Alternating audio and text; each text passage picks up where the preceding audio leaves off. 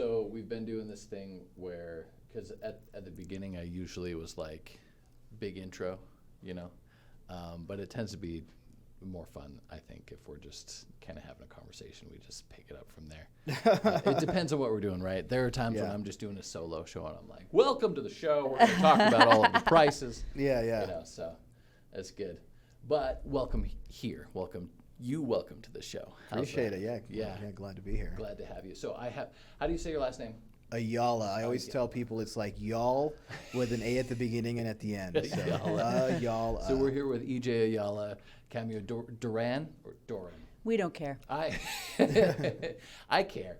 Well, I mean, my husband pronounces it different than his brother, so like nobody really knows. I see. It's just dealer's choice. I see. We don't care. I lucked out with a last name that everybody knows the word to. Curry, you can't really mess up. So nice. That's funny. So we're here to talk to EJ. I'm actually really excited to get into this.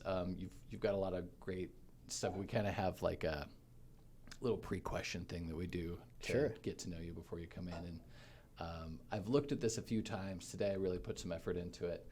I was actually surprised how much remote work DraftKings has.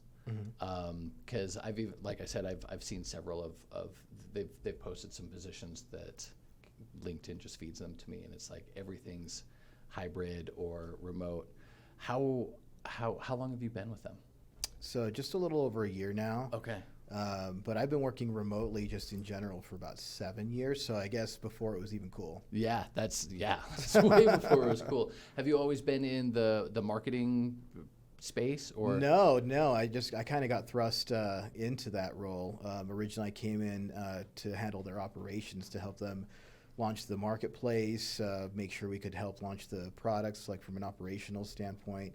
And that's kind of what I focused on. And then, we had a need from like the marketing perspective. And I think because of the, job that I'd done on the operations side of things, right. They're like, hey, you think you could do this for us? And I said, well, let's give it. I'll try. Let's give it a shot. Why not?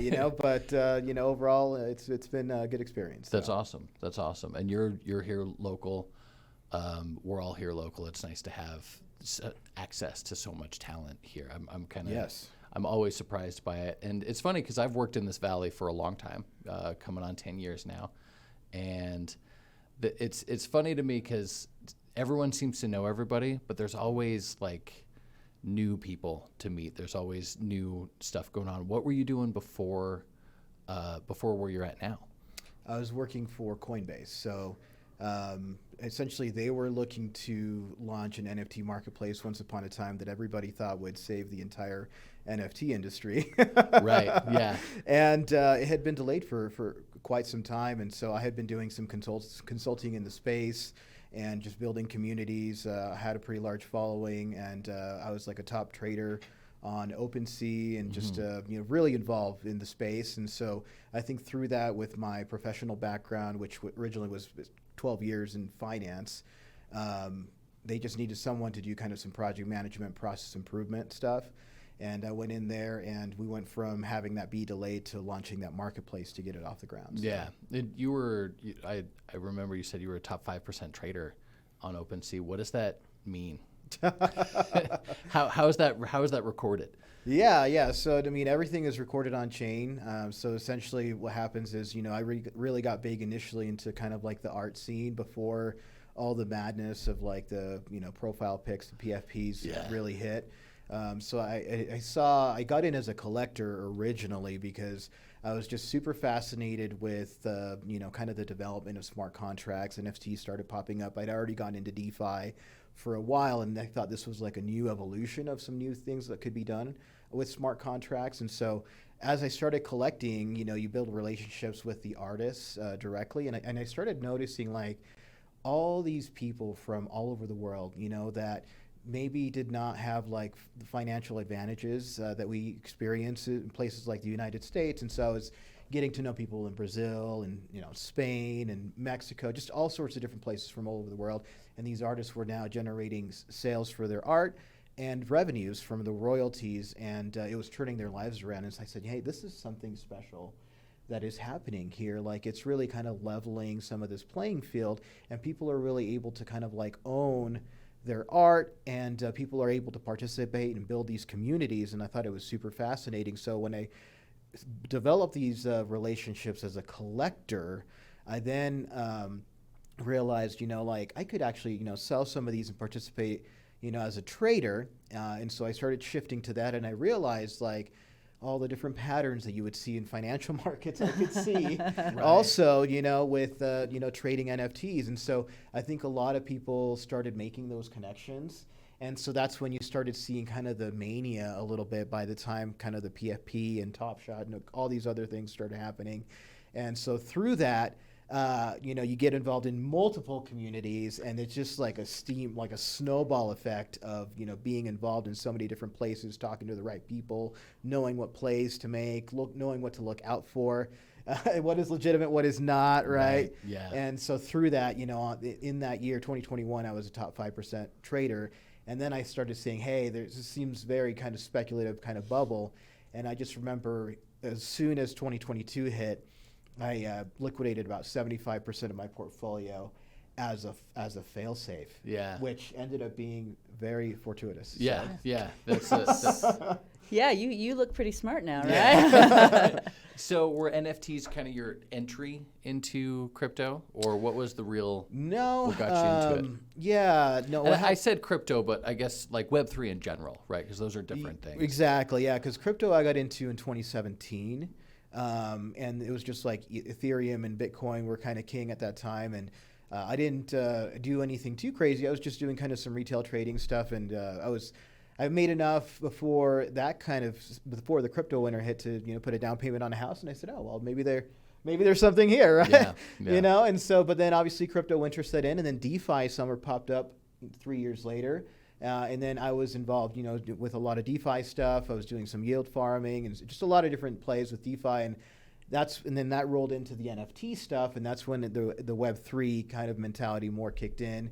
And I got involved as a trader, collector, community builder, consultant, doing all that kind of stuff. Yeah, that's awesome. I love the way that communities form this way, right? Because it really is truly this idea that anybody who has the ability can show up and like, this is what I made.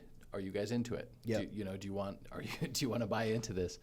And that's one of the things that that we try to focus on is like the ability to bring this type of mobility with your income and stuff to everyone, right? Yeah. The big thing is decentralizing everything, and that includes like getting people who aren't they may not have access to the industry here, but I mean, like we said, we were talking about before we started recording, there are tons of remote devs out there that benefit from this type of community building and letting people really rest on their abilities, instead of just where they are, right? This is a really fortunate area, I think. Absolutely, yeah. And it's great that so much of the industry here still relies on external sources like remote devs. I mean, I have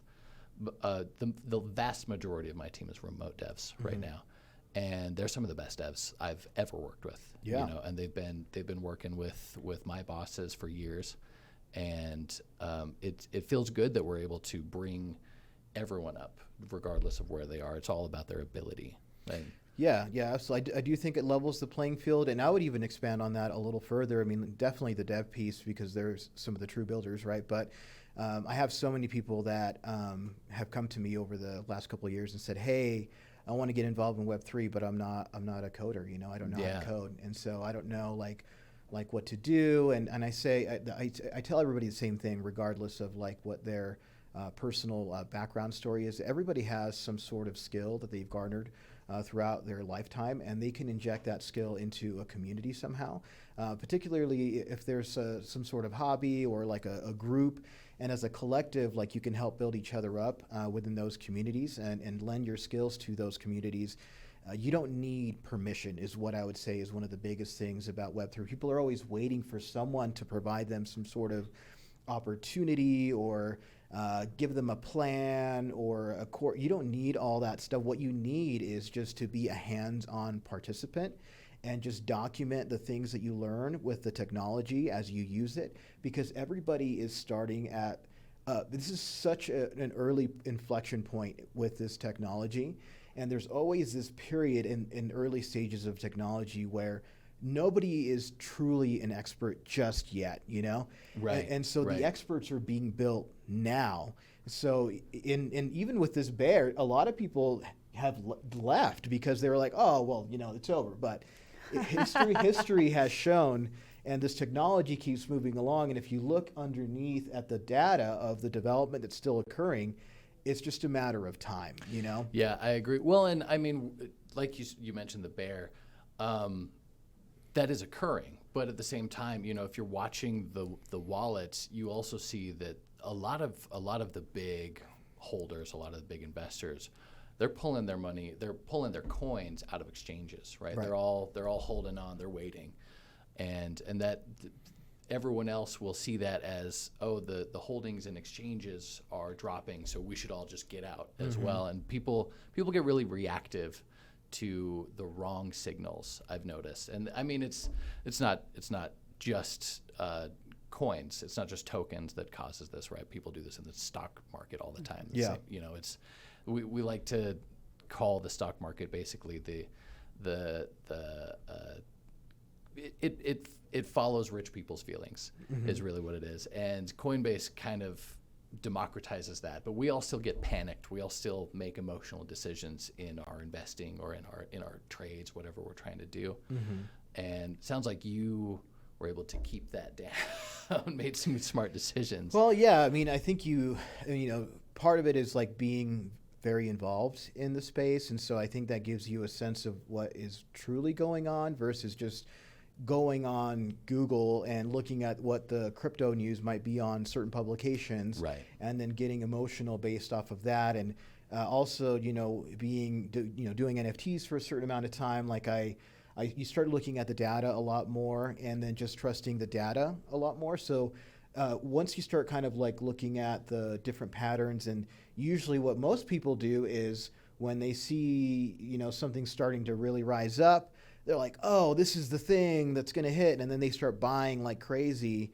And then when it starts going down, they're like, oh no, like I need to, exactly. I need to cut my losses. But in reality, the people that are, really making out like bandits a lot of times with these situations are doing the exact opposite. Yeah, that's true. I mean, even when we're having conversations at home on like what we're putting our investments into, we'll have these moments of like, it's dipping. Do we lead into this, or do we say, oh, I'm buying this at a discount today? Right. Like what are your best, I guess, because you're looking at data, right? So, and you've been doing this part a of while. it. Yeah. So what do you do to keep your emotions in check when you're making decisions? Well, I think a lot of it has, you have to rely on your research. Part of that is the data, but some of it is also understanding the teams that you're actually buying into. Yeah. And so I think people is still that intangible, right?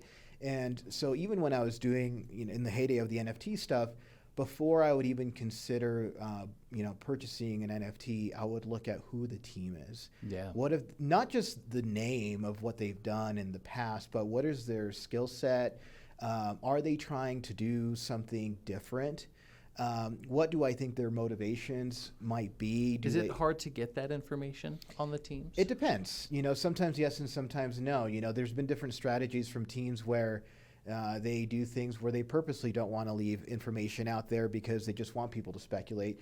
And there's been other teams that overshare every little thing in hopes that will bring confidence. And I think there probably should be more of a happy medium like around that. I think sometimes, companies put out so much information that they box themselves in and are not able to be nimble enough when things pivot in a market, you know, so that can be a detriment.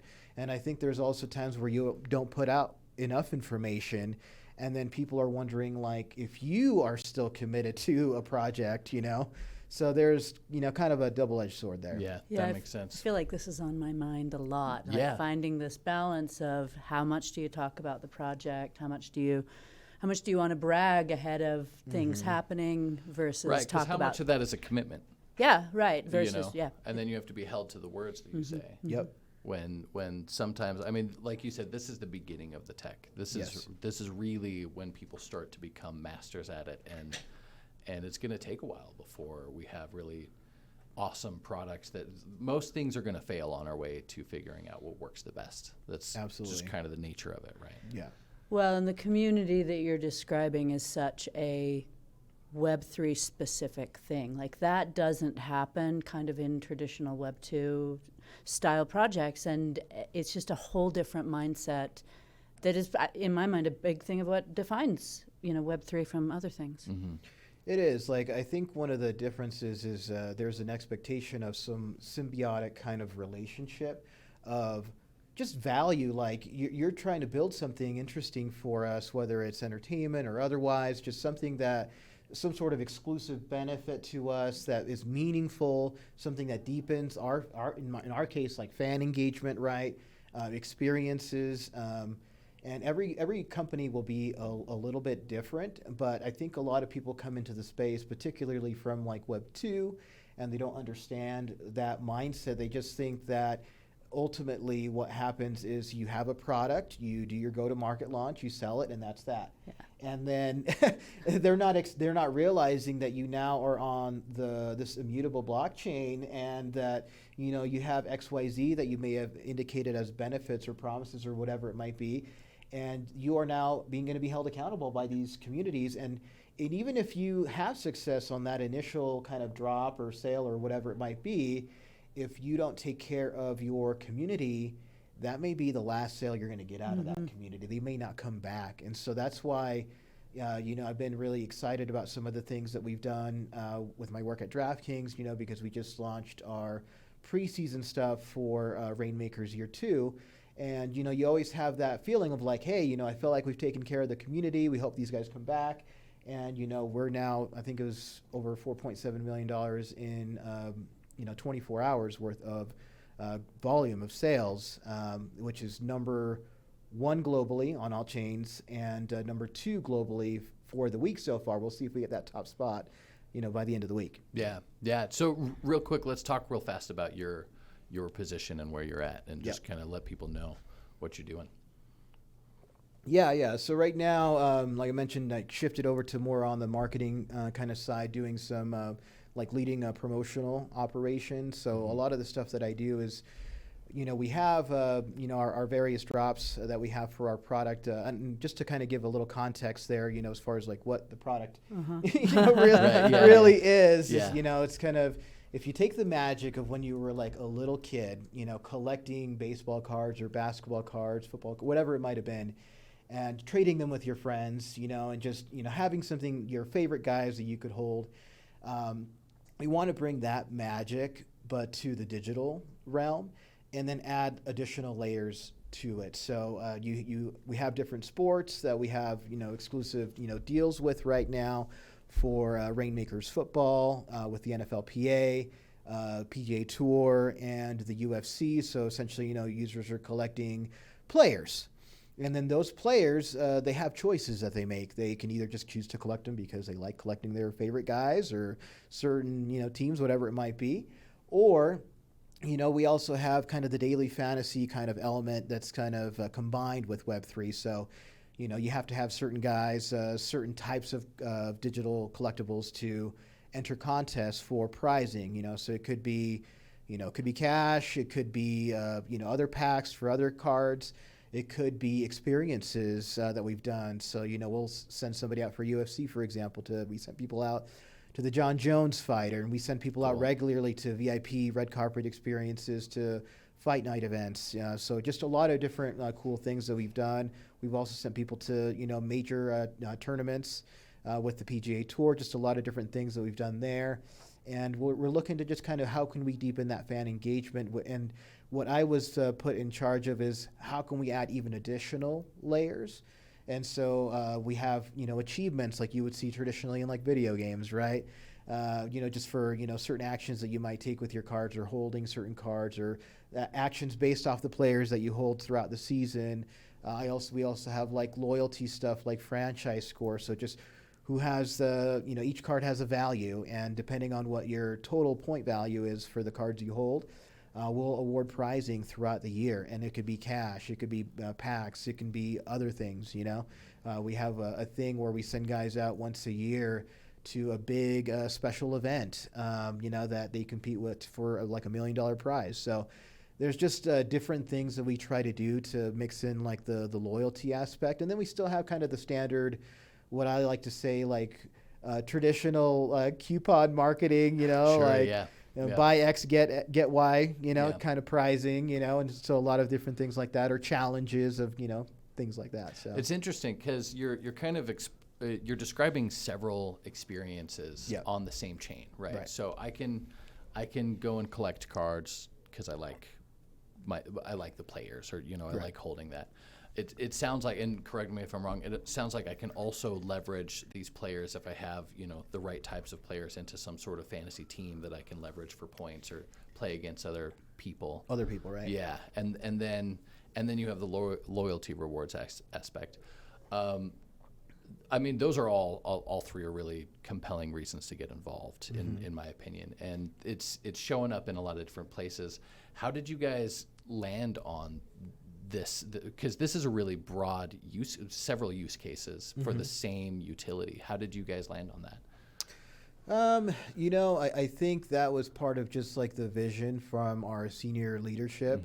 I think that they personally have always been innovators, and they have always been full of conviction in the things that they've learned about like throughout the years. And so they already knew, obviously, that fantasy sports is something that we had a pretty strong foothold on. Yeah.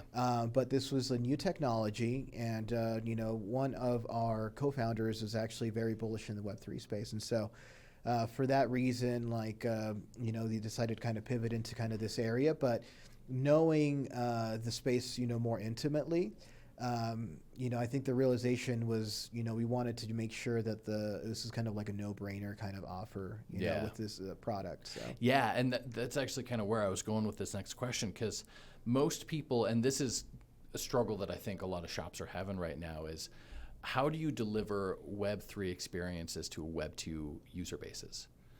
Well, we already had a Web2 user base. So, I mean, that's unusual compared to a lot of people that don't. Like, we already are in sports. Yeah. Right? So we already know that there's passionate fans in that realm. We already had a lot of infrastructure built out. So it was just more of like, how can we bridge that to our Web3 technologies that we built out on our end? So, from there, it was just a matter of like, okay, do we go full on Web3, or do we, really just kind of make this more Web 2.5? And so I think you have kind of this philosophy, just really in general with a lot of companies, where initially in the bull market, everybody went full on Web3. Right. They liked the buzzwords. Yeah. They liked the crypto and chain, and that brought them in. But, with that, it does come some limitations, right? Because anything from like data analytics to, just being able to, really track a lot of things, to being able to really market effectively can be complicated. And also just the UI UX kind of stuff is a challenge. And then you have to think about, there's just so many different factors like on-ramp, off-ramp, decisions, open marketplace, closed marketplace. And then just because of the nature of, our product, it made more sense to make it a closed marketplace. Right, because you're in a fairly specific regulatory space, just in the DraftKings area, right? Just in sports we're betting. operating in North America, in Canada, and so I mean, there's a lot of other places that like to operate globally, but with this particular type of product. But we're specific to, we play by daily fantasy rules. Yeah. So. Yeah. So you're lead marketing in promos, and so did you help kind of shape the messaging for these Web3 products as they were trying to bring in people? Yeah, I mean, I think we've definitely, I mean, just like the industry has changed, we've had times where we've had to take a look at what we've wanted to do and say, hey, how much do we want to, press forward with that or not. But we had a lot of interesting partnerships with Web3. We've done stuff with like Deadfellas and Crypto Goons. We've done stuff with Pixel Vault. So we had a lot of really cool, interesting partnerships that had kind of like this full kind of Web3 feel, to it. And then, but our thing too, though, is, we have all our other, products. And so we already know we have like a very passionate fan base of like tons of customers that we can always, cross-sell and things, as well. Right. So yeah. So is this like a layer 1 chain that you have these tokens on, or is it Polygon? It's Polygon. Okay. Yeah, That's everything's awesome. on Polygon. But I mean, if you take a look at it, I mean, all the kind of Web3 crypto stuff for the most part is almost invisible to the front end users. Right. So Yeah. we custody all the NFTs right now, at least for now, and then. Users aren't paying for crypto for anything. Right. Everything is just fiat. And the only stuff that really impacts a lot of the end users really is, obviously, being able to use the marketplace. We let players trade in cards for like recipes to be able to get new cards, new packs. So there's some deflationary mechanics there, which are very cool, which is key, because you've seen, other players in the space that, the tokenomics aspect is always a challenge, supply and demand. And so you want to make sure that is really buttoned up so that, you can make sure that everybody's having a great time playing the product.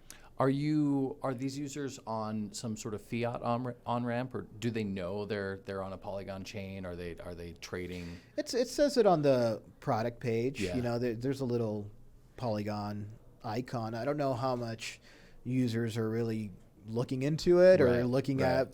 Even know what that word means. Oh, Polygon. It could be Polyscan. anything. I don't know. At the end of the day, are they using dollars though? Right. To get yes. in? Yeah. So it's just they're using their debit or credit card, right, Yeah. to just pay for their digital collectibles. So. Right. Yeah, and they're not necessarily setting up like a wallet or if you guys are custodying things. So it definitely it removes that kind of barrier, which 100%. is always there for crypto stuff.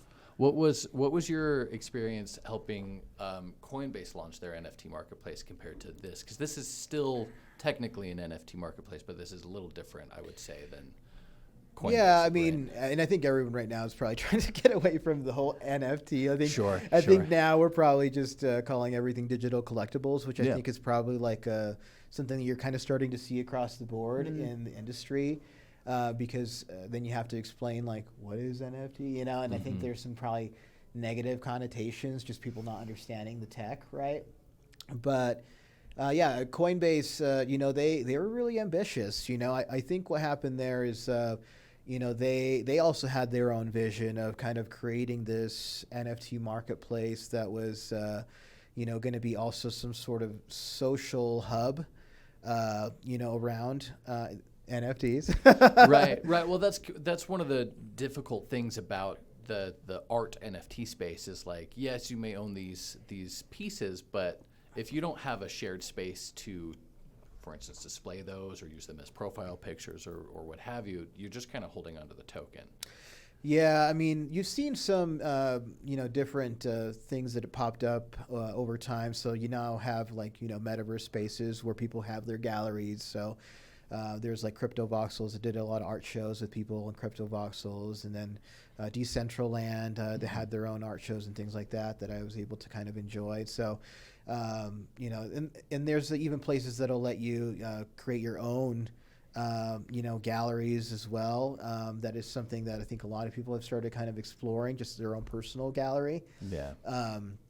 So yeah, on Cyber is one that I know that I even created a personal gallery of just stuff that I had collected, and I purchased like this like Atari themed game room. So you walk in and it's like Atari themed like game room, and all your art's on the wall, and it's great. You know? That's dope. The only true story. The only NFTs I own right now have Cameo's face on them. How many cameos do you? You have two cameos. Yeah, I have I two don't even cameos. have any cameos. Now I have to see which ones you have. Yeah, I'll show you later. You'd mentioned kind of in this. So I don't know. It's really interesting to me, the user experience, trying to get users into the space because you like you said, you either have to train them on it, or you just kind of give them a Web 2.5 experience where they're doing what they're used to, but now they have a new thing to interact with. Yeah. So that's why I do think if you look at some of the success, some of the bigger successes towards the latter part after the bull run kind of like ended, it's been stuff like Reddit, right? It's been stuff like what we're doing. And that is more Web 2.5, you know, I would say. And so because obviously we've made that choice, I do think eventually, though, it will become more of like a true Web3 thing when a lot of the technical issues around like the user experience and like the data tracking can be figured out in a more elegant way. Yeah. And so I think that will come with time, but I think right now a lot of people are realizing, hey, like maybe we jumped the gun on that stuff a little bit, because even when things were in the middle of the bull run, I mean, the people that were really heavily involved were people that had some technical ability, and and they were able to, you know, grind it out to you know, really take advantage of things, or people that were new had to really try to figure out this new technology so they could get involved. So Even wallets, just wallets alone without anything else usually has a fair amount of friction in it, right? Yeah, and wallets have improved. I mean, I got to admit, like Phantom has really stepped up their game. Coinbase wallet has really stepped up their game. So I'm starting to see there's kind of a wallet war happening. You know, MoonPay, there's just so many different places right now because they're realizing that is the entry point for the user experience. Yeah. And if they can figure out a way to make that, you know, engaging, easy to use, and they can layer other things into those wallets, whether it's a product or service of some kind, I think that's probably the end game there. Yeah. Yeah.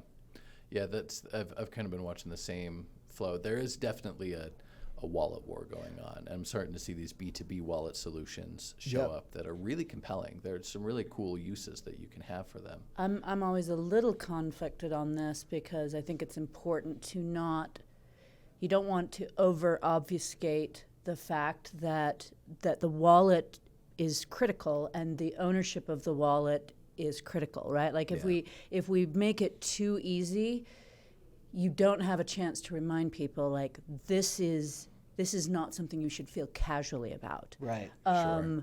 Because if you give somebody else access so it's really important that people understand the ownership component while still making it like super easy. Yeah, because you still have the not your keys, not your crypto. Yeah. You know, that you still have that issue. But it's funny, I've been trying to kind of bring my father into some of this space for the last little bit because I've been in this space and I'm like, Dad, check it out. And like the 12 words was genuinely a moment where he was like, this is a lot. Like when would I ever need to put this back in? And I'm like, well, hopefully never. You know, that's but maybe. It's so reducing that friction, it makes sense because that's usually step one of onboarding, right? You can't really have a customer account for most of these places without setting up your wallet because otherwise what are you going to do? That's the barrier to entry to get in there. So I'm curious to see what the reduction of that friction looks like over time and if there are other ways to secure it, you know? Yeah, I mean, I've seen a couple of different ways already. I mean, you see companies are starting to try to pivot to kind of like a single sign-on type of key. You also see other companies that are working on wallets that involve some sort of sharding technology, which is really interesting. So then obviously, you know, the shards are held by different, you know, entities, yourself, and then they can be combined. So then eventually you can get the key, right, and take all your stuff out if you want. Yeah, for those listening, that's usually called Shamir secret sharing. And the really cool thing about that is that it's so broad, right? You can store a shard on your phone, you can store a shard in the USB, you can agree to have some third party store a shard, right? And you don't need all of them to do the recovery, which is good. That's a better user experience than traditional legacy wallets, right? Where there's still 1 million Bitcoin somewhere in a landfill that no one will ever get back. You know, it's just kind of the nature of it.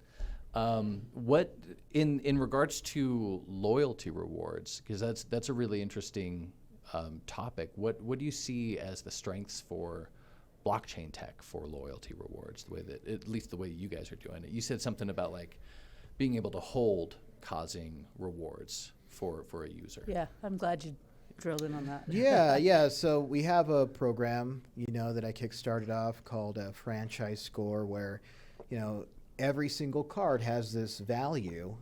So we, just by holding the cards themselves, and you get ranked on a leaderboard. Mm-hmm. And so that's a gamified way to always see where your ranking is based off of what cards you're holding. And then we just have snapshots where we periodically reward users for that. So I think anytime you have a leaderboard kind of gamified aspect to it, it lends to some natural competitiveness. Sure.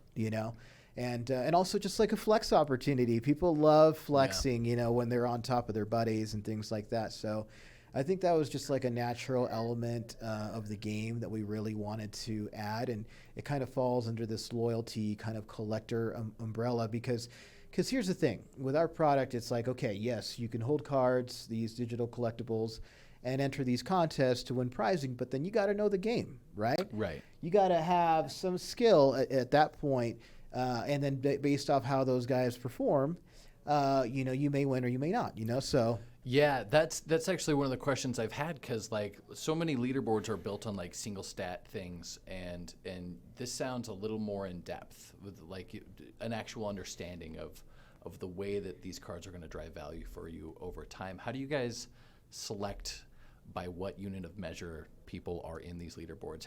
What's the difference between first place and second place on your guys' boards for holding compared to just I spent the most money and now I'm at the top? Yeah, no, that's totally a fair call out. So, because that was definitely one of our concerns when we were creating this program. So for starters, every card, like I mentioned, the score on each card. So each card is different rarities and different sets that they come from. So the way those scores are calculated, and real quick, people are buying packs, right? They're so buying not packs. Buying individual cards. They can do both. Okay. So okay. Continue. Sorry. Yeah, they can do both, but only the cards themselves have the actual value yeah. once you open them from the pack. So they've got rarities and scores and. Yeah, different sets that will drop throughout the year, and so other sets, some sets are worth more than others. The higher the rarity, the more scarce, the more those will be worth, and so. Obviously, you can collect in bulk volume, and that'll certainly help. But the rarity and all that stuff also impacts. But we actually have two leaderboards. Okay. So one, and it depends on the sport. Generally how they work, but generally what happens is we have an overall leaderboard that runs the whole year, and that is just like how I just described. So it's just whatever you hold the whole year. But then we have a separate leaderboard to kind of handle the thing that you just mentioned, where it's a limited time leaderboard. So it's only cards that were collected during certain windows of time are eligible for the rankings and scores of that leaderboard.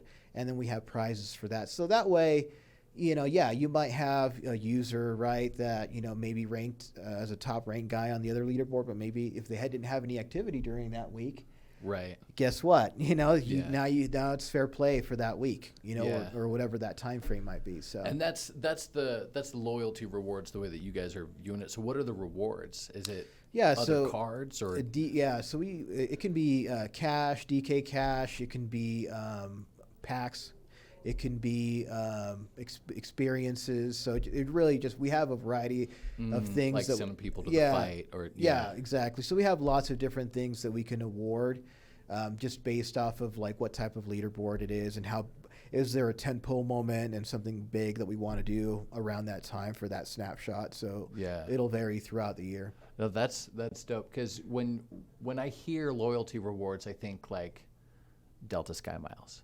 Just other money that I can use elsewhere. But this is actual engagement, which is something that's really cool, because you're helping feed the behavior of the people that are on the board in the first place, right? You're collecting. Here's some more to collect, or you've only collected MMA fighters for the last 6 months. We're going to put you in a drawing for to go see the fight, that kind Yeah. of stuff. That's really cool. That's super compelling. What do you see as, and I'm trying to step away from any future plans, but what do you see as far as like the way that loyalty rewards have expanded to mean more than just Sky Miles over time? Like how do you guys drive the engagement and discover new ways to reward your users? Yeah, so we had a separate program that we created around portfolio stuff, which is more on what the experience stuff that you talked about. So we also have these portfolio gated contests where you don't necessarily have to enter these cards into like the contest, but you have to have them in your portfolio to be able to enter the contest. And if you win the contest, then we have these VIP experiences, whether it's an exclusive fight, whether it's to a PGA Tour event, or whatever we might do for one of the sports. So, and we like to really kind of go all out with those. And so we've had stuff we've done where we had a guy train with an MMA fighter, and so like there's just money can't buy Brooke, kind you of in? You in experiences. On that? Yeah. That's dope. That's awesome. Okay. That's cool. Those, and the thing is, like, a lot of those experiences are, compelling to the base. Right. That's the trick.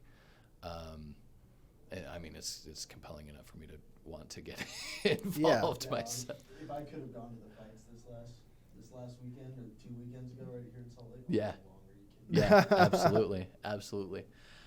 Taking a step back a little bit, I mean, you've been with DraftKings for a year. You've been in crypto for a little bit. Do you see any new pathways for Web3 to intersect with the betting industry? Are there things about Web3 that gets you excited about the industry you're in now? I think sports betting, because it is such a highly regulated industry, is going to have its challenges, I know that there are people, outside of our company that are working on some things. But, eventually I think it'll get there. I think it just is a matter of when, Mm-hmm. But I think that there is definitely something interesting there. Yeah, that makes sense. That it's I don't know. I'm constantly curious about this because it's that whole transition, right? All of the users are Web 2, and we have the space of Web 3, which is a lot more decentralized. A lot. You talk about it. You use the word without permission. That people can just get involved. Yeah. And whatever entry they're looking for. Are there versions of that with your product where I can just hop in and get involved and feel like I'm a part of it without making purchases or things like that? Yeah, we have our community in the Discord, so I feel like a lot of people just like to kind of test the waters there and just get a sense of like, hey, which community do I vibe with? Is it the UFC community, the PGA Tour community, the Rainmakers football community? So I think that's always a starting point. And I would say that just in general for really any Web3 community is the main thing you got to do is you got to get where the rest of that community is and see what the vibes are and see, if you click with the people in those communities and then a lot of like the participation and the sharing happens in those spaces. So Yeah. How big is your Discord? the last time that I looked, I think we were like around 8,000 to 10,000 users active. That was a big chunk. Yeah. That's a big chunk. Do you find? I actually haven't looked. Does Coinbase have any sort of? What does Coinbase use for community outside of like the exchanges? Do they also have like Discord communities or online communities in general, or is that something that's more on the DraftKings that you've experienced? Well, they wanted to put everything onto the site directly. Yeah. So they wanted to kind of pivot away from kind of having this third-party app and then having it be more of like engaged on the website directly. But then what some of the challenges are when you decide to make that pivot is content moderation. Yes. And it's something that people don't think about until they have to do it. Until they have to moderate. And there's a lot of work involved with that just from a manpower perspective in CX, and then also from like a QA perspective and a policy perspective. Because then all of a sudden, particularly when you're dealing with, like in their case, a lot of art, and people are able to kind of mint whatever, you have to all of a sudden set guidelines of like what is acceptable versus not. And that line can be a little blurry. And so then the training, anything that is subjective, then at that point, you know, for one person that reviews something versus another, becomes difficult. And so there's a constant like flow of managing that entire process. And that was something that I started to get involved with before I left Coinbase to go to DraftKings. So. Yeah. So they wanted to kind of do like their own Coinbase on-page type of community management stuff. And yeah, it was like a marketplace with kind of like a social community blended in. You know, and I think, you know, the anticipation there was when we had put out a waiting list for the marketplace, we had such overwhelming demand because it was kind of close to the tail end of the bull run. Things were starting to die down, but people were like, whoa, this could be the next big thing. That I think we felt the demand was there. yeah. But I think our strategy probably was not ideal in how we were going to do some of the launch, because what we ended up doing was, you know, we got a lot of, you know, celebrities, high-end artists, with people with high followings, right? And we did kind of like a beta launch just for them. But in my experience, and something that I know that I talked to some people about in my time there, was I don't know that was the ideal scenario, because they are they're producing content. They are not the collectors. They're not buyers really for the most part. So you know, you're not going to get a lot of activity, you know, from people just putting stuff out there. You know what I mean? Yeah. And so I think that was probably something that needed to be rethought of. And then by then the full bear kind of set in. And so I think that just made it a very big challenge. And we had spent so much time working on CX and content moderation and VIP kind of customer handling with like celebrities, and that then we were like, oh, like where's the customers? Right. Yeah. And then the market's crashing so like at the same time. I think if it, I mean, obviously hindsight's 20. If we could have launched, you know, 6 months prior, maybe it would have still been fine, you know. But I think at that time it just made things a little challenging. But I think that we learned a lot during that time, and there's still a lot of super talented people that work at Coinbase right now that I'm so grateful to have met, because I was able to really pick their brain about the industry, and a lot of the people that I worked with, some of them, you know, are still there. Others, you know, ended up at other companies, you know, that I still have, you know, contacts with that helped me throughout my career as well. So Yeah. I on Discord I have DraftKings Marketplace pulled up. Is that your guys' main server on here? yeah. Is it? DraftKings Marketplace. Yeah, DraftKings Marketplace. Cool. We've got like 19,000 members right now. Jeez. 19,000 members. Yeah, it might have spiked up because of football. So That's wild. Oh yeah, it's time. yeah, and it's just preseason, so Yeah. we're excited. So Yeah. How did you two meet? How do you guys know each other? You know, LinkedIn. yeah, Yeah. LinkedIn buddies. Yeah. So yeah, she hit me up and Cameo said, can "Hey, network. Cameo knows how. Well, because when you see somebody interesting talking about stuff, you're like, hey, I want to know more about what you're doing. So, Yeah. and then when I realized he lived here, Right. I was like, dude, like in I'm your taking you to backyard. lunch. Yeah. Yeah, that's awesome. That's awesome. No, I have. The thing is, like, I have personal interest in this. I'm like you said, football season's coming back, and I usually mess around a little bit now because of where we are. I have to be kind of careful. I don't know. That's a question I have. Is like, I know that you're just in a certain amount of space because of the regulatory space everywhere. How do you guys balance the regulatory requirements that you have, because yours are fairly stringent. Mm-hmm. How do you balance that with the wants and needs of the users? The marketplace itself, I'm fascinated about how you guys were able to leverage that and still keep it within what I would say regulatory clarity. Mm-hmm. You know, what was that challenge like? I mean, we just take the guidance from our experts, from our team, you know, Yeah. so everybody within our compliance and legal team, and we just do our best we play by the daily fantasy rules, and so that's what we've been allowed to do, and so we just try to follow those guidelines and make sure that we're always within the lines of those things. So. And then having a marketplace, kind of, it seems like it's not particularly intersecting with the regulatory space on that. You can do both of those things as islands, and they're not in conflict with each other. Is that assumption correct? Yeah, I mean, we haven't had any problems. Like, we've done everything on the up and up. So, That's awesome. Yeah. I think because we've already been working in such a tight regulatory space with all of our Right, yeah. sports book and, you know, other verticals and things like that. So we were already pretty familiar with what needed to be done. So. Yeah. Are you guys looking at any other markets, or are you just kind of comfortable where you are right now? You know, we're just going to have to see, you know. Things change. Yeah. For sure. Okay. That's awesome.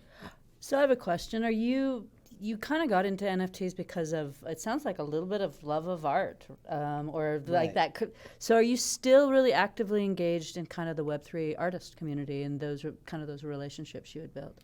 Yeah, I still keep in touch. There's actually a couple of artists from Utah that I actually is who I started kind of linking up with, and some of these people started out with like very low followings on socials and things like that, and because I didn't have a big following initially, and through that, you know, we kind of just bonded over the technology and the art. But what I realized is, when even back in the early days of talking to these artists, is a lot of these creatives, you know, they have this skill, but they're just not business people. Yeah. You Right. know? Yeah. And so they struggled so much with marketing and pricing strategies and how do you build momentum, you know, how do you make content and things like that. And so that is what kind of led to a lot of the consulting stuff that I ended up doing in my early days, is just let me help these people out, because I'd always had, you know, kind of like a side hustle, and so I did some Amazon FBA stuff, and so I had a lot of experience with like online sales, like just personally throughout the years. And I said, you know, I think I could help these guys out. You know, I think I can help these guys out, and so that built a lot of relationships just there from like that perspective. Right. So. It's super an interesting way to really get into NFTs from that art Yeah, side. because I'm not a coder, you know, like I understand the technology, like I can talk on the technology, but I'm not out there writing code to build anything. So I came from like a process improvement, you know, project management, kind of even some compliance stuff that I'd done. I came from that background. And so I basically went into Web3 thinking like, I know that eventually there is going to be operations, you know, marketing, compliance, all these roles that you see in traditional, you know, businesses will eventually translate to the Web3 space, but it's very difficult to find people that have both their chops in the Web3 space, in the weeds, but also have the professional background in other areas of need. Yeah, yeah. What, because absolutely, especially because you spend an entire career learning, you know, accounting or whatever it is that you're doing, and then there's this entire new headspace. Because while you might do some of the same things as a job, the actual getting that information out and pulling that information back, like even ops and like workforce management is going to get touched by this at some point. What that looks like, I don't know. It used to be spreadsheets when I was on call floors, you know, and everybody was just keeping track of that. I do like that there's, I mean, you've kind of made the point before where, you know, you have an NFT artist who doesn't really know how to get into the space because they can't market and stuff. And so there's still kind of space for a middleman, but it's not an actual middleman. It's like a partner at that point. Let me help you figure out how to market yourself. Let me help you build your community. The thing about Web3 is that you take out all of the actual middlemen, where you have to exchange hands and they'll deal with your stuff, and that's what would you say is the best way to enter into art now, as if you're trying to get into it? Like, do you just hop on OpenSea, throw your stuff up and pray, or like how do you see success with people who are trying to get in? I mean, the art market right now is struggling, It is. so that's probably, it is a tough question right now. But, I think this time the people that are starting to grind it out now are going to be the future stars of tomorrow in the art world. And it really starts with the same as what you mentioned to me prior. It's you get involved with the community, because what happens is everybody that is an artist typically has like a niche of art, right? Right. And so they have like their little niche of art, and there's a lot of like tribalism around like niches and like around chains and all this stuff. So you get involved on the chain and the niche with those communities, and what you'll find is a lot of artists make the mistake where they try to not participate in the Web3 part. They think, I'll just mint my art, and I'm just going to put it out there, and the art will speak for itself, and it'll sell. Right. But what I have found actually is the best recipe for success anyways that I have found is, just like any type of sales, the best way to market your art or your product is social proof. And so how do you get that social proof? You get involved with these communities, and that's why when I started out as a collector, not a seller. And I through collecting, I was collecting other people's art.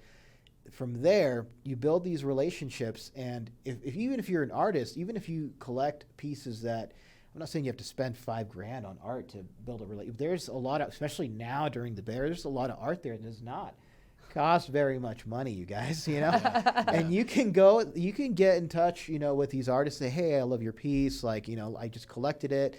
And then as you start kind of building these relationships with these artists, you form bonds and communities within those artists. And then if you do decide to put stuff out, you now have a support group of people that will root you on and support your art and comment on your art and retweet it, and all of a sudden you are not alone in trying to market your art, and it's authentic because you've established those connections with these other artists already. Right. Which is interesting because you mentioned like the VIP experience before, bringing in people who have followings and whether or not you could leverage those. Well, that's a shortcut, right? That's the shortcut. That's a shortcut that people try to take. Yeah. And I think in the hype market, that generally does work. Sure. But Sure. I think in a bear, then people don't react to things the same way. Yeah. At best, I mean, I can imagine bringing in the followers of an artist might inspire some sales, because they're already probably engaging with that art and purchasing some for home or whatever. Right. It's a little bit different in this space because, I mean, a lot of I enjoy art on my wall, right? And so it took me a while to understand, like, where else can I post this? Where else can I have this? And so that's when because you're collecting now. Do you have any of the pieces that you have displayed, and if so, how, or in virtual spaces compared to real spaces? Yeah, so I mean, there are a couple of different ways that you can really kind of leverage the technology, and also new technologies. So companies like Token Frame came out, and then you have obviously your frame, and you can put your NFT on that. Token Frame's so dope. Yeah, so and cool. So we've done some stuff like that where we've given out some token frames of different NFTs, and that's been kind of cool to do. But I have a token frame of some art that I like. Also, you're starting to see a lot of pivot into AR. Yeah. And so there's a lot of interesting things that I think you'll start seeing more mainstream with AR and VR. But I would think AR is actually probably even more so interesting, so you'll be able to see this holographic image, popping out, and I think that's a really cool aspect. Yeah, I also think that AR is a bit more compelling as far as the market goes, just because I can still drive. Right. I can still drive with those on. I can still work and go throughout my day. I'm curious what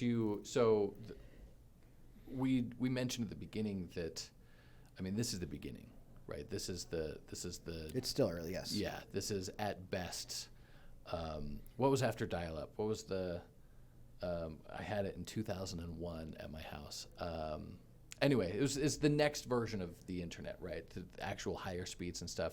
We're kind of in the same space. Mm-hmm. Interestingly enough, we actually have two technologies happening at the same time. We have blockchain tech really taking off, and then we also have AI, and yes, really taking off, right? And they seem like they can be complementary. They also seem that like they can. It almost feels like AI has enough power to move forward. I tell Brooke this probably once a week on an episode. I think we're within 10 to 15 years of most folks not believing anything they see on a screen. Sure. It might happen sooner than that. Yeah, exactly. The deep fakes alone, you know. So you on the one hand you have this budding technology that's advancing genuinely exponentially, and it's causing really cool disruptions. But I do think that we're going to end up in places where people just don't believe what they see because anything can be faked. And then we have blockchain, which is trustless systems. It's a way to verify truth without having to believe in one monolithic entity to tell you what's true or not. Right. And I feel like we have in the future this balance where blockchain is going to be the thing that keeps us knowing what's real. It keeps us honest. It has to, right? That's really the only thing that's going to get us there, is because at some point you're going to see concerts that aren't real. You're going to see speeches by presidents that are completely not real. Right. And the only thing that we can leverage is, we were actually making jokes about this yesterday at lunch, where proof of session. Proof of sesh, yeah. Yeah. Where, if you're at an event, you can say, yeah, I was here and this is what it was. That kind of a thing. I'm curious to see what AI does with the rest of the Web3 space to complement it. Yeah. Are you guys messing around with it at all, or are you just kind of waiting to see what happens? I think we've always been innovators in the space. I think, any company right now, if you're not looking at AI, you're going to be left behind, So, I recently was on a boardroom article where I talked a little bit about that, and I think AI is just going to be something that you have to be involved with. There's so many reasons for it, really, just because, but I think there's some caveats, with that is, I think that people that are looking to use AI and think that it will give them all the answers on a topic that they don't understand are going to have a hard time. Yeah. What I think AI, especially at this stage, is best used by someone that already knows about the topic, and you use it to get you like 75% of the way there. Yeah. And then you personalize it, check it for accuracy, right? And then eliminate a big bulk of your workload, you know, and now you're seeing so many things that are happening with it, where you can have your AI bot, so they can do tasks. It's not just responding to a query. You have obviously in the image realm, so many things that are happening now, whether it's DALL-E or Midjourney. Obviously, language models are improving. ChatGPT, obviously. Yeah. So all those things are going to just continuously going to keep improving to the point. But even right now, even whenever I've used, whether it's ChatGPT or anything else, like I find mistakes all the time. And you see examples of, like, I think there's a lawyer, right, that he tried to argue a case based off of like research that he got from ChatGPT. It had fake citations. Fake. Yeah, and I don't know if he got disbarred or right. what, but you can't just rely on it. And I think that is what lazy people will do that will get them in trouble. But I think the people that really understand like kind of like the capabilities of this, well, like especially now if you want to be a solopreneur, I would say, you maybe have the best opportunity right now today to be a solopreneur, because you can, especially if you have technical ability and you say, hey, maybe I can leverage this as my designer with like Midjourney or what other software you want to use, or maybe I need to help with some my copywriting. And a lot of it is like, don't have it write all the content for you. You are still the creative brain. Give it the ideas and give it the frameworks of what you are trying to have as desired output, as specific as possible. And then once you get those outputs, then tweak it to your tone, to really have it have max impact. So. Yeah. I've noticed that the biggest issue with a lot of these programs right now is that the prompt isn't expansive enough to where it's like, really, you want to give it all the information that you want in something and have it clean. Right. Mm-hmm. Rather than having it produce. Yeah. Yeah. No, I mean, the solopreneur, the product person, it's a really it can do anything, right? Okay. It can do anything okay, but if you're able to give it your knowledge and let it build off of your prompts, 100%, then you can get somewhere. You can put together a wireframe for an app idea you have, or you can I've seen it. That's its superpower, I think, right now. It has. I don't know if you mess with it very much. It has gotten noticeably dumber over the last month or so. I'm not sure what they're doing. Yeah, some basic math. It just gets wrong. So, it's getting dumb. I don't know. Well, and it's getting more squirrely. It is. I'm having a harder and harder time getting it to give me a clear answer when I ask it for things that have a definitive answer. Right. I was telling Brooke, I think this yesterday. I was asking it, who had the more successful career, Matchbox Hootie and the Blowfish, or Goo Goo Dolls? And it gave me the squirreliest answer. It was like, well, both. It's hard to define what popularity means for an act. And I was like, BS, ChatGPT. There is one person who sold more albums and had more awards. Yeah. Who was it? Oh, okay, fine. It was Hootie and the Blowfish. Well, why did I have to actually challenge you to get you to answer the question? Yeah. I saw somebody this morning on Reddit who was prompting ChatGPT, and it had said something like, I'm a language model. I need to stick with my regulations. I can't answer this. And he was like, I assure you, you're sticking with your regulations. I was like, okay, here you go. Here's the answer. Yeah. Well, I don't think it doesn't have any way of deciding what's true and fake, right? Yeah, it did. It's just given a data set. Right. It collects all that data and it tries to make you happy with the response.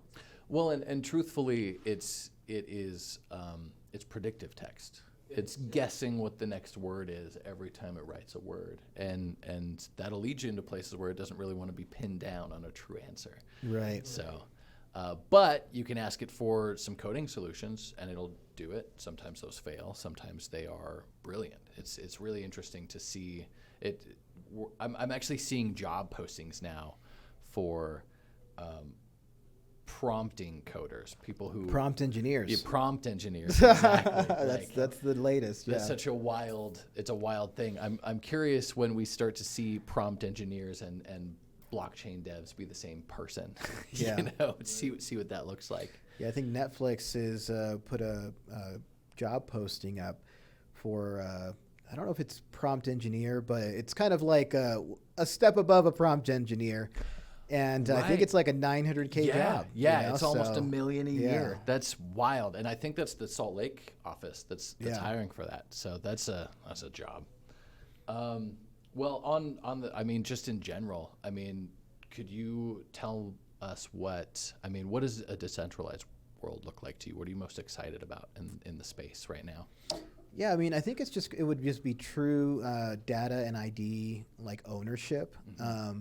And to your point right now, it's just a little clunky because like if I want to own my crypto and I don't want it custodied, for example, then what? I have to have it on my ledger. And Yeah. if I have it on my ledger, well, how easy to use is that, you know? Right. So like I'm merely just putting stuff in that I don't want to touch for years. You Right, know? that's your hodl box. Exactly. Yeah. And then identity stuff I think is going to be big. I think there's a lot of players in the space that are doing things with identity, whether it's like Civic and DID kind of work that's happening right now. But I think, and there's some kind of like dangerous stuff too, right? Like, everybody saw kind of like the WorldCoin thing, Yeah. scan your retina, right? Like, Yeah. I don't know how I feel about that. Me to be neither. honest Yeah. with you, like that seems like it has the possibility to be abused, right? I agree. And so I'm always super leery of stuff like that, But I think eventually there'll be some sort of happy medium there as well that is easy for us to use. I just think it's just going to take some time. Yeah, I agree. All of these, the central bank digital currencies starting to. No, don't get me bubble involved up. in all that. I'm not feeling that either. I'm not feeling it at all, and it's interesting because like they're trying to solve the problem because the idea is I don't know. We've done a few episodes where we cover stuff going on at like the Congress and the SEC and things, and there's an actual quote where was it Gensler who says like. Who's like these crypto people just go in and like printing all this money and they can just make it whenever they want. I mean, yeah, we do that too, but we're the federal government. Like that's fine if we do it. Yeah, we do that too. Raise money by printing money. Exactly. And now, my concern is we're about to have these banks with these digital coins that, I mean, they just want to do the same thing, but with wallet addresses. There's no part of me that believes that we're going to have a scarce quantity of some CBDC. And it's just going to be, the same thing as buying into Ethereum or buying into BTC, where I know the limit. I know Right. the max. We guess on how quickly we'll get to the end of that max. And Yeah. I do think that as AI and quantum computing starts to advance itself, I think we're going to see mining rates change. Sure. Right now we're guessing that the last Bitcoin will be mined in like 2100 something. It's entirely possible that we don't hit that mark just because of the advancements in calculations. But we still have a finite number of coin, and we all know what that is, and we all are planning on the same thing. No one's going to be surprised the day the last coin is mined and go, oh, what? There's no more oil. It's not. Yeah. It's a different thing. So I have my concerns are banks are going to just act the same. They're just going to do the same thing that they've been doing, but with wallet addresses now. Likely. Yeah, I'm a big BTC guy. Yeah. So I've told you guys this, but I'm actually from El Salvador, which is a country that has legalized Bitcoin as legal tender. Yeah. And I'm going to be making a trek out there for the first time since I was been 3 years old. That's awesome. Just because, obviously, super crypto friendly. Yeah. Right. Yeah. Their tourism is picking up. It's become much safer over the last couple of years. Binance just announced they're getting their license to operate in the country. Oh. And in the last 2 days, that was announced. That's Very awesome. And so there's a lot of interesting things happening out there. And I'm just like, why am I not, like I have family out there. It's like, why am I not going out there and checking it out? So I will. Yeah, that's super I'm exciting. gonna get to know, I'm going to do this kind of like get to know my roots thing and then do a little business on the side. So. Yeah. You taking your kids with you? No, it's just going to be me. That's awesome. Yeah. A little solo trip. Yes. Good. That'll be fun. I'm looking forward to hearing what you say when you come back. Same. Yeah. That'll be okay. Let me look through. I have a question. Yeah, go so, what are you feeling about the NFT market right now? You guys have some really successful launches yourself. Like, as somebody who's speculated, and kind of what are you seeing, and what are you thinking about what's happening in the NFT marketplace?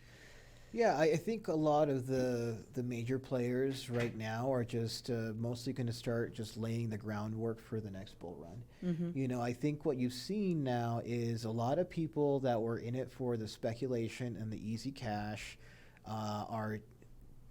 they're going away. Yeah. They've gone away for the most part.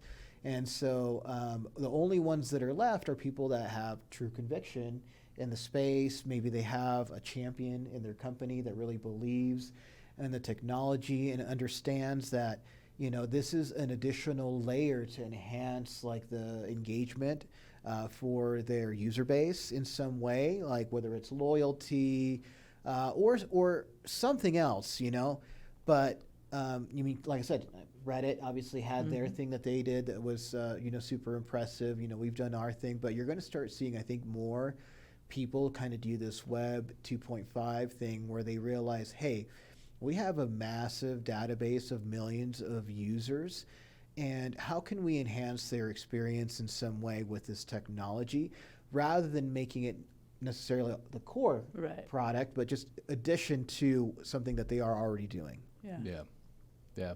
That's I don't know so do you see any other pathways for NFTs outside of art? Yeah, I mean, I think you're actually going to eventually see everything that is popular today as a tokenized NFT in the future, and particularly like the hottest segments. So whether it's health, wealth, dating, sports, art, music, this is not brain surgery. Those are going to still be the same, because why is that? Think about it. You guys mentioned a thing about, how do you create this like rabid user base or fan base, right? Build out the community. There's already niches that are full of rabid fan bases, and it's just more of like, how do you tap into that? And if you're already a business that has already tapped into that, then it's more of like, how can I leverage this new technology for that particular niche, right? Right. So, but a lot of people are doing it the other way, where they're just building something with the technology without addressing how popular it would be with that user base, and then trying to make it popular with that niche, know? Right. And that makes it harder. It's much harder. So do you guys, in these niches, do you like target the influencers or leaders in the spaces that you're already looking for and kind of try to partner with them? Is that the idea behind like the VIP customer experience that you guys built out? Do you target, is that the question? Is the strategy to target communities that already exist in the space that you're looking for and then bring them in? Or how do you kind of decide what your pathway is? Yeah, that's what we've done. Yeah. But, for us, obviously, we signed these exclusive deals. Yeah. And so because we've signed these exclusive deals, we're the only ones that can have like this type of products with these leagues that we work with. And by virtue of having these exclusive deals, we have unique access to players. And so anytime we can leverage those relationships to provide unique experiences or some sort of like social push, we'll definitely do that, so that's an advantage, but even outside of us, there's still a lot of people out there that are very smart and have started pushing social influencer initiatives, whether it's TikTok, whether it's X now instead of Twitter, right? And depending on what your niche is, there's always opportunities, but I think the struggle then becomes, it's like, how do you make it authentic, And I think a lot of that is really just having the people that you work with understand, the product a little bit, I think obviously helps. But in general, I think there's just so many different ways to like leverage relationships, and whether it's social media or, exclusive content from celebrities or other endorsement, things like that, there's always things to explore. Yeah, that makes sense. And I've ever since you mentioned, I've kind of been thinking about it, because like if you bring in a celebrity with a bunch of followers, that's different than bringing in an artist with a bunch of followers, because the latter group is probably more inclined to make purchases for art spaces, right? But the former group, you can probably get them to purchase specific things if it's if it's in her hand. Yeah. Hey, the Kardashians have shown that you don't necessarily have to be much of an artist to be able to sell lots of things, right? Yeah. Well, there's two things there, right? And I think there's and it goes back to the authenticity thing and who the audience is, right? Mm-hmm. So the one thing is street cred. social proof, street cred within the niches of the communities that you're involved with.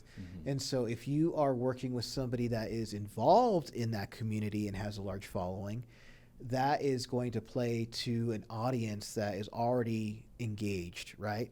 Whereas if you are looking sometimes at maybe like a big random celebrity endorsement, I see that as more of a mainstream play, you know? And that is someone that, you know, normies, right? That's someone that maybe like the casual person would kind of like get their eye on the product. And so there's always going to be a battle there, you know, of like, well, who are we catering to? Who are we trying to bring in? And I think that, you know, that can be a double-edged sword, because sometimes, like, particularly in like the Web3 NFT space, because during the hype cycle, there was so many celebrities that came into the space to just extract money without necessarily providing any value to their communities in some way. That left a bad taste in people's mouth, you know? And so people got the reputation that, oh, as soon as, towards the end of it, a celebrity was being brought in, they were like, oh, I'm not going to touch that now because this is not, you know what I mean? But, and I don't think every celebrity is like that, but, you know, I think you have to be very careful of like who you partner with and things like that. And obviously if you have like an artist that's really involved or someone in your niche that's very involved, that's willing to kind of like put their neck out on the line and say, hey, I really like this project, that will carry more weight with the people that have been around. Yeah, that makes sense. Yeah, it totally makes sense. It's an interesting challenge. I'm curious to see how this goes over the next little while, because, I mean, the other thing is, I asked about outside of art objects, right? But music, you know, film. We have more than just images that's coming down the pipe here, and so I'm curious to see, especially music, how and I mean, I guess music is a lot more. Your kid. Music is a bit more difficult to do, I think, because you need a player, right? You need some medium in which you can go and pull out your file and play it, kind of the Spotify of the token frames, you know. So we're still going to need to see that space, but my curiosity is, and I feel like this is more of a challenge with music. You can't really have, I mean, how many of these chains are open to the point where you can have competition for the user experience, where you can have multiple companies showing up and saying, we have the better player, or we have the better frame, or we have, you know, a lot of these are first party and first party and first party, and you're on my chain, you use my UI type of stuff. Yeah, I don't know. Like, I feel like, yes, all the UI stuff is definitely going to be a big factor for mainstream users in particular, but there's also so much tribalism, I think, on chains. But I think people are starting to, particularly in this bear market, you see so many big players that were very hardcore about being chain maxis start to realize that multi-chain is the way to go. So you see, you know, OpenSea, Magic Eden, like their marketplaces. Like OpenSea originally was just Ethereum, right? And then they expanded to a lot of different chains. Magic Eden was a Solana maxi, right? You know, and they expanded to several other chains because Bitcoin ordinals are really popping right now. So, and you're going to see that you really do have to expand. And you see also kind of like the more successful, even NFT projects, for example, where there was like Sappy Seals or like Pudgies, like they embrace like people like on like in various places, you know? And so I think that is really key to kind of like grow your user base. But yeah, user experience is still going to be a big factor. But you've seen it over time how it did make a difference. So OpenSea was the first mover in NFTs, and so just by volume and being the biggest player in the space, they went bananas. But then Magic Eden came out, and they had a better UI UX, I felt like. Yeah. And people were sleeping on them. And when I was at Coinbase, I was doing this thing called NFT with another guy called, his name is Pete Balistracci, Plunge Father on Twitter.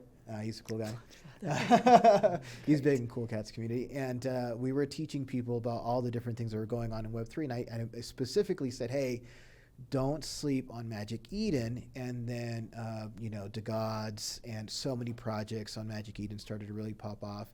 And then they eventually took on Ethereum, and a lot of projects that were on Ethereum went on there as well. And now they're doing Bitcoin ordinals. So, right, yeah. And they're actually, and people don't know this, they're leading market share right now for Bitcoin ordinals above any other NFT marketplace. And so sometimes it takes having to pivot, to open up your user base to make sure that, you're still bringing in business. Yeah. So, yeah, I didn't know that about ordinals. That's Yeah. cool.